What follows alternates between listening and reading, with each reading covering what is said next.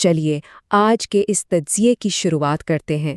آج ہم جن سورسز یا رپورٹس کا مطالعہ کر رہے ہیں ان میں ہندوستان میں مسلم خواتین کے حالات اور ان کے سامنے آنے والی مشکلات کا ایک بہت گہرا جائزہ لیا گیا ہے۔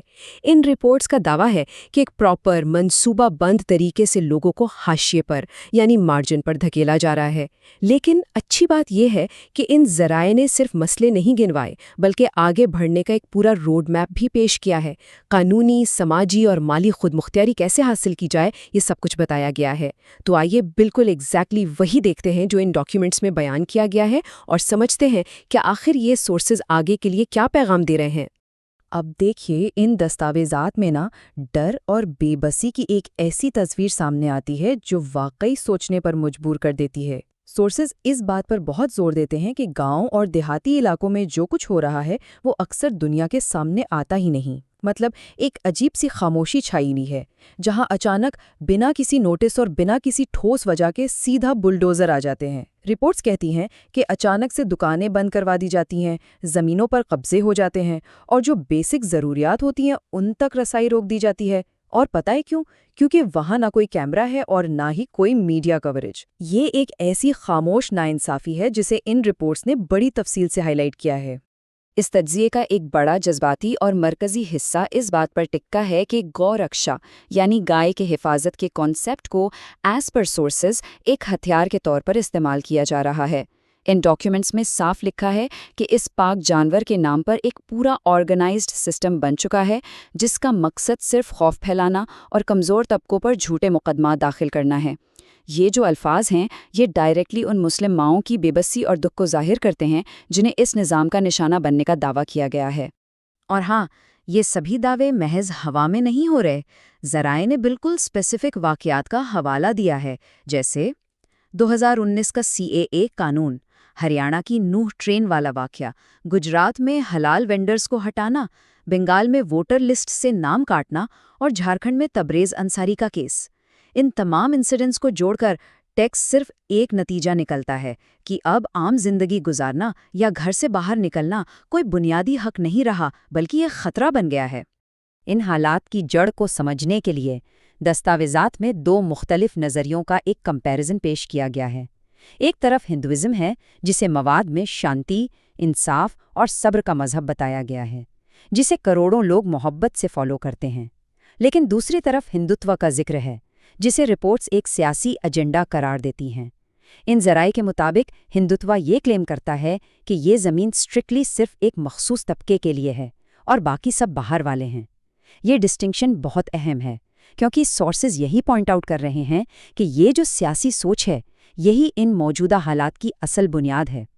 اس کے بعد مواد حکومتی ایکشنز پر اپنے دعوے پیش کرتا ہے۔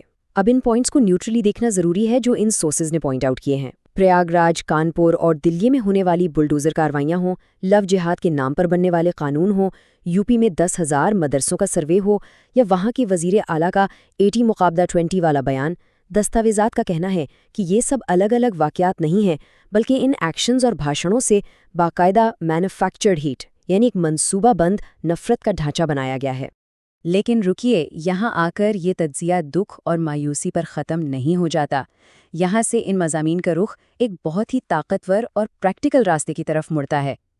تو ہم کیا کریں؟ یہ وہی سیدھا سوال ہے جو ٹیکسٹ اس پوائنٹ پر سامنے رکھتا ہے۔ ذرائع کہتے ہیں کہ جب ہم سسٹم اور اپنے ڈر کو اچھی طرح سمجھ لیتے ہیں تو وہی ڈر ہمت بن جاتا ہے۔ تو چلیے دیکھتے ہیں کہ رپورٹس نے عملی طور پر آگے کیا حل تجویز کیے ہیں۔ مواد کو دیکھیں تو ایک زبردست 5 پوائنٹ ایکشن پلان نکل کر آتا ہے۔ سورسز دعویٰ کرتے ہیں کہ ہمت ہارنے کے بجائے بس ان 5 قدموں پر فوکس کرنا چاہیے۔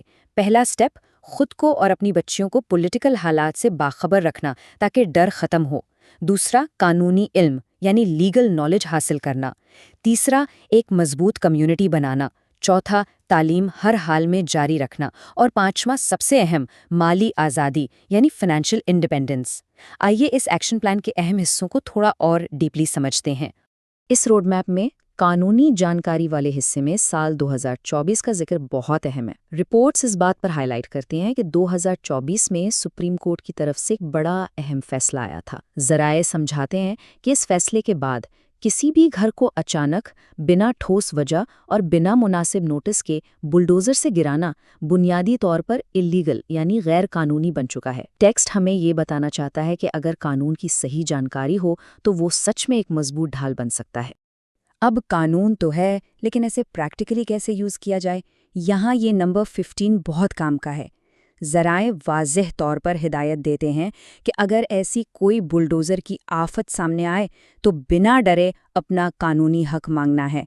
बिना नोटिस के कोई प्रॉपर कार्रवाई शुरू नहीं हो सकती। दस्तावेज़ात एम्फसाइज करती हैं कि कम से कम 15 दिन का नोटिस डिमांड करना चाहिए और अगर ज़रूरत पड़े तो तुरंत हाई कोर्ट में PIL यानी पब्लिक इंटरेस्ट लिटिगेशन दाखिल करने के लिए माइंड को तैयार रखना चाहिए।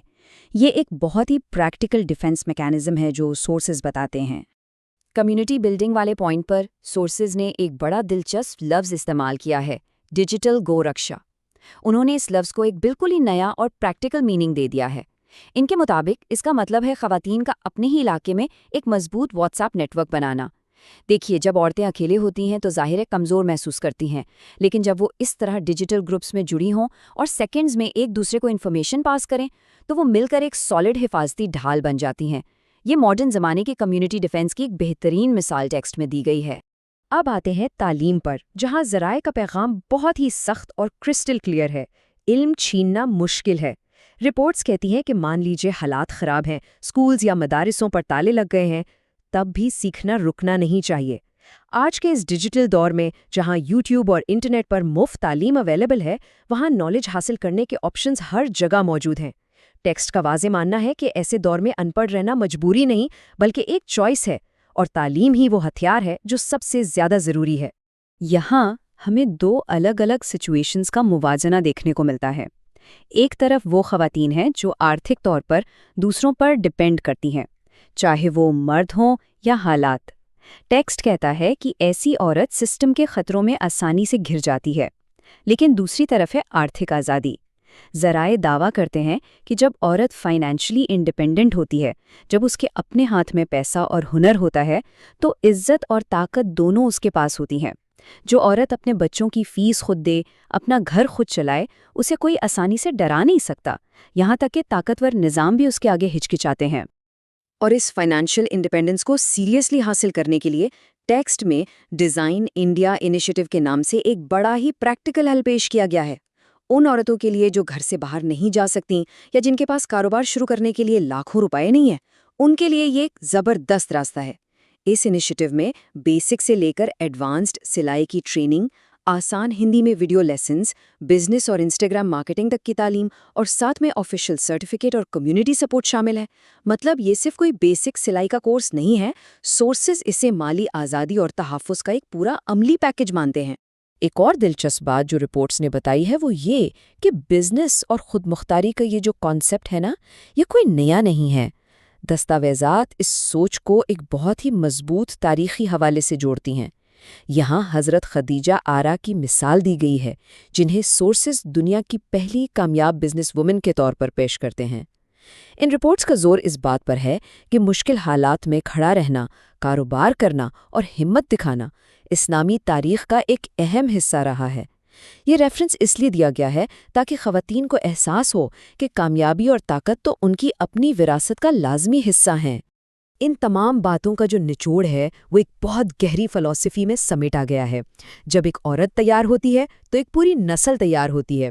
ज़राए समझाते हैं कि दरअसल एक सिलाई की मशीन या कोई भी छोटा सा हुनर सीखना सिर्फ एक स्किल नहीं है, ये एक ऐसा हिफाजती हथियार है जिसके लिए किसी सरकारी इजाज़त या डिग्री की ज़रूरत नहीं होती।